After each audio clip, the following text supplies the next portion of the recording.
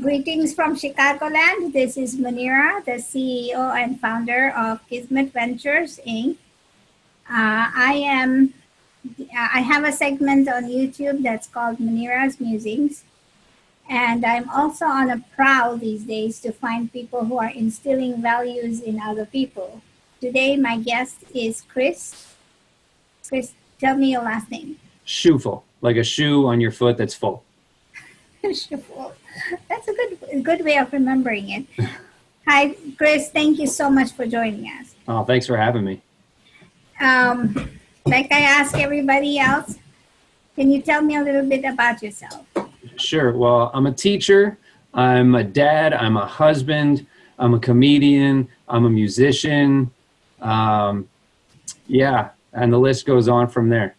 But mainly I'm a teacher. I teach school right now. I just finished teaching middle school for a few years, and now I'm supposed to be going back to elementary school. Not going back to elementary school, but teaching elementary school.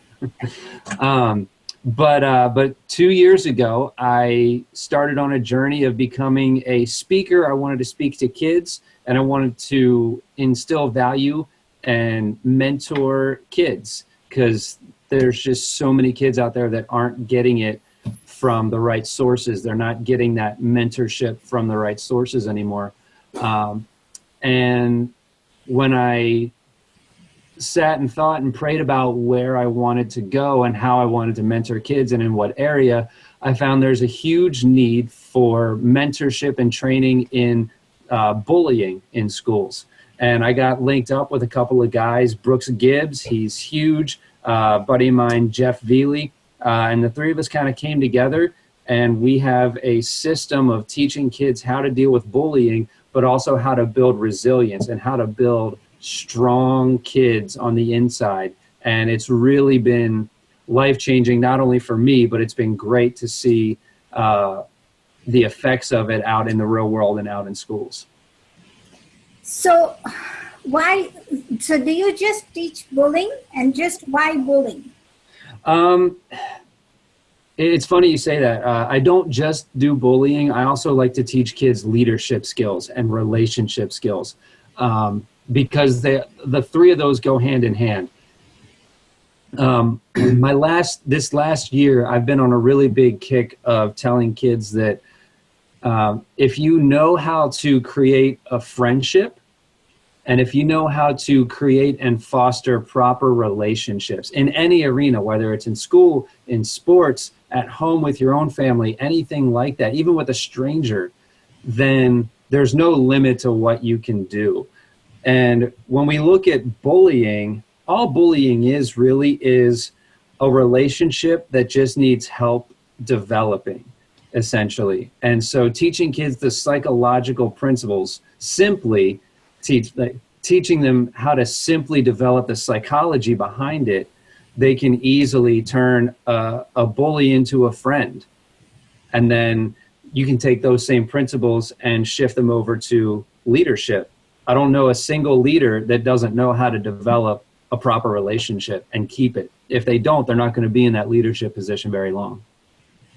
Oh, okay. That's an awesome. So what age groups of children do you work with? K through 12, kindergarten through high school right now. And, you know, the teaching and the methods differ very, very widely between those age groups, but the message is still the same. Okay. So can you show us or explain how you teach? I mean, how is it different? Because I've gone, when my kids were in kindergarten and, school, we would go to these rallies that would have it, or assemblies, and then they would have a person in in maybe goofy clothes or something, and they would come talk about it, and it was just talk. So how is your method different? Sure. The biggest thing, again, I've been a teacher for over 10 years. So I've seen, the big flashy assemblies, and I've sat through some ones that, I probably slept through one or two of them, just being honest. So using my background as a teacher, I wanted to be able to put on a school assembly. I wanted to put on the assembly that I never saw. I wanted to put on the assembly that one would be entertaining, but two would have that message that the kids would remember. And to do that, you have to be simple and you can't be too over the top. So when I'm talking to elementary kids, you know, kindergarten through 5th grade, I bring my guitar with me and I do a couple of songs and I get them pumped up and we're singing and we're having a good time, but the songs all have a message behind them. And the simple message is, when you're dealing with somebody who's being mean to you, one, you don't get upset. And I have the kids repeat, "Don't get upset." And they love it, you know, like, "Be strong." Yeah. You know, and it's a lot of that echo back and forth. So step one is don't get upset. You have that inner resilience. And then two is you flex the golden rule. You treat them like a friend. So it's don't get upset and treat them like a friend, no matter how they're treating you. And I walk away there and they walk away saying, "Yeah, don't get upset. Treat him like a friend. Yeah, he's cool. Yeah." And they go around flashing this all around school. Well, what's that? That's the peace sign. And so how do you deal with a mean person? How do you become a leader? How do you build a proper relationship? Keep your emotions in check and treat everybody the way you want to be treated. It's that simple.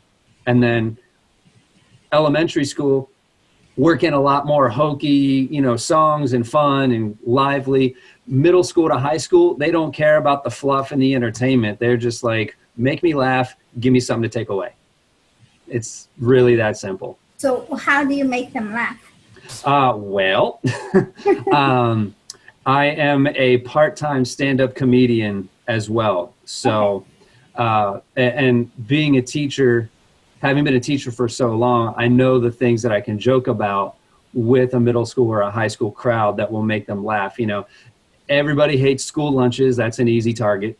You know, making fun of school lunches or bringing to light, you know, the popular girl who just rejected you and just making a joke out of that, or how awkward I was when I was in school, you know, growing so fast and my clothes couldn't keep up with me and I had high water pants and I was growing facial hair when I wasn't ready to grow facial hair. My body was just, and they relate to that and they think it's hilarious. Not only that, but it also shows them like, hey, I can be like, yes, this is uncomfortable for me, but he's making me laugh about it. Maybe it's not that big of a deal. So. But I like that because, you know, kids have to find humor. So you share that because most people don't laugh enough, right? Oh, that's something that's missing so much anymore is people just need to laugh, and not only laugh, but be able to laugh at yourself. I'm working on a chapter in my new book that it doesn't have a title yet, but I'm actually working on the chapter right now about humor. And something that's missing is people have stopped being able to laugh at themselves. And that's so important to the psychology of us as humans, is you're not psychologically healthy if you can't take a joke and laugh at yourself. I mean, that's just psychological proof. That's been proven over a couple hundred years. That's true. So I have a habit of, you know, laughing at myself or just, you know, making jokes, and people think that I'm crazy. They do. And so, and I come from a country which is, you know, different, right? And so I don't understand the American colloquialisms, and I learn a new one every so often. And it's like, first I have to think about it as to why.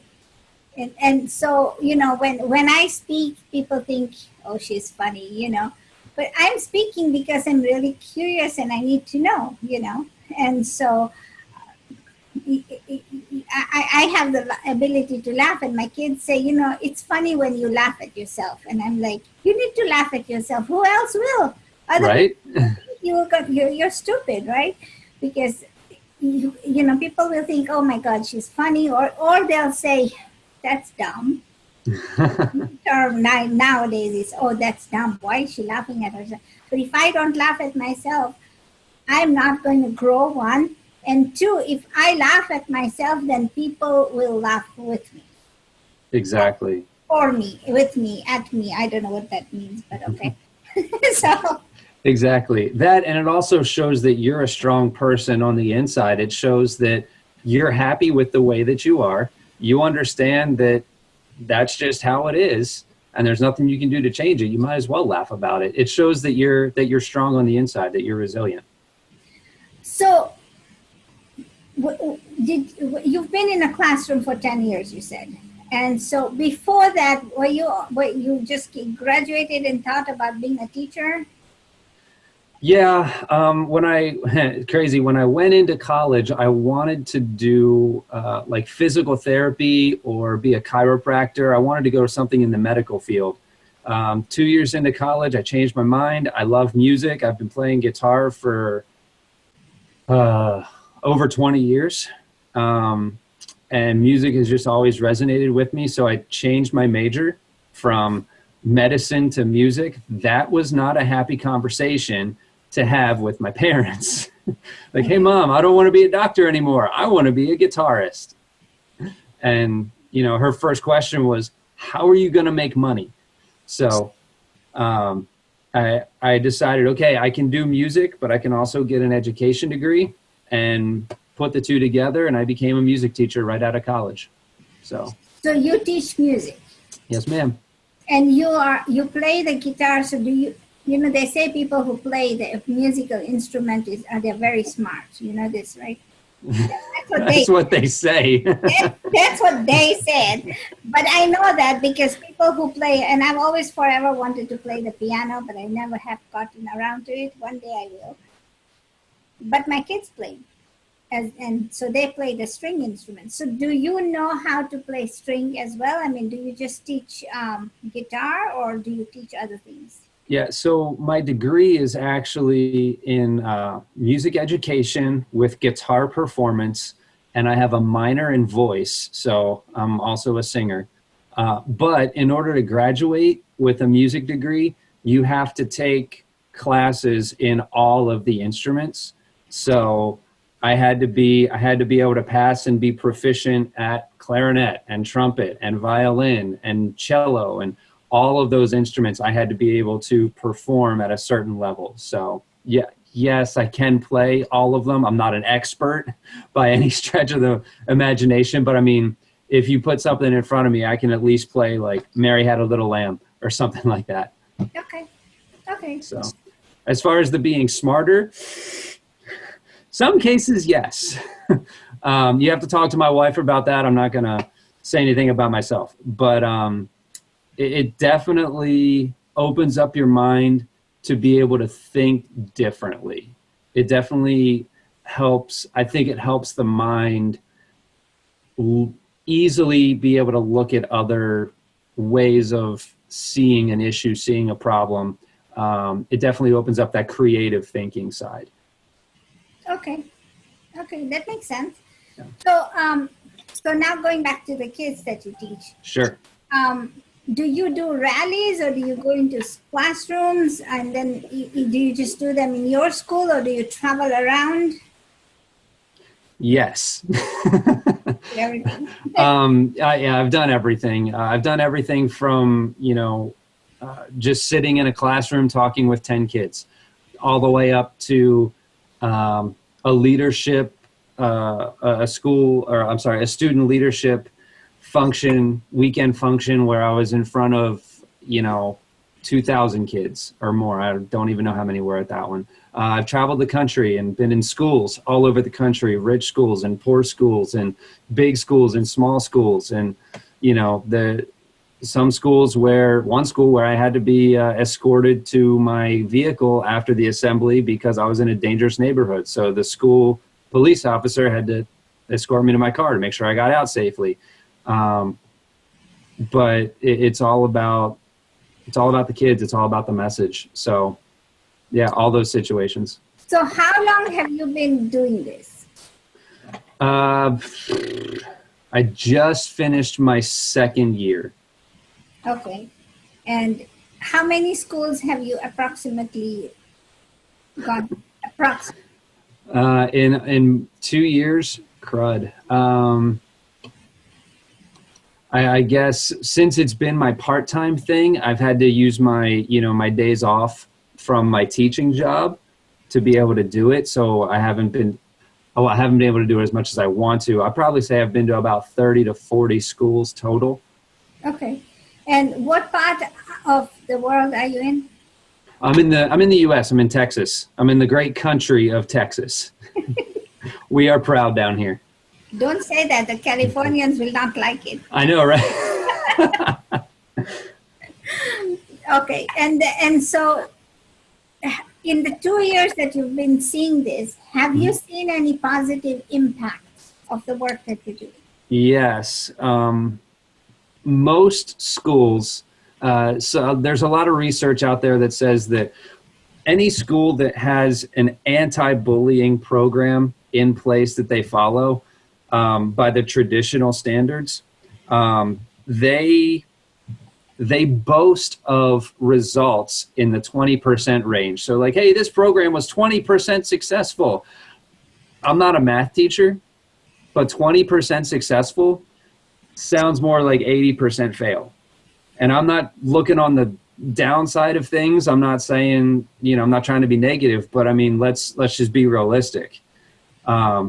Whereas what we've been doing and the approach that we take, teaching kids, all kids, to be resilient and to be able to handle some negative every now and then, just being upfront and realistic. Like, hey, not everyone's going to be nice to you, but it's okay, and then teaching them how to respond if somebody is mean to them.